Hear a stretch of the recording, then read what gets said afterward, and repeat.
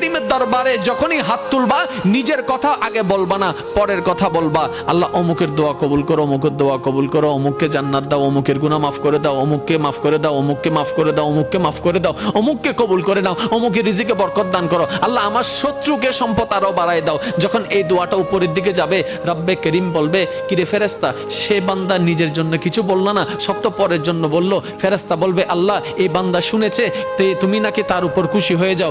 যে বান্দা অন্যের জন্য ভালো চাই, তুমি নাকি তার ভালো চাও। যে অন্যের প্রশংসা করে, তুমি নাকি তার সম্মান বাড়ায় দাও। আল্লাহ যে অন্যের জন্য মঙ্গল কামনা করে, তুমি নাকি তার জন্য বরকত বাড়ায় দাও। এই বান্দা সেই সূত্র বুঝতে পেরেছে, তাই নিজের জন্য চাচ্ছে না, সবার জন্য চাচ্ছে। রব্বে করিম বলে, তার দোয়া ফরিয়াদ কবুল করার ব্যবস্থা করো, কারণ যে অন্যের ভালো চায় আমি আল্লাহ তার ভালো করে দিই। বলেন সুবহান।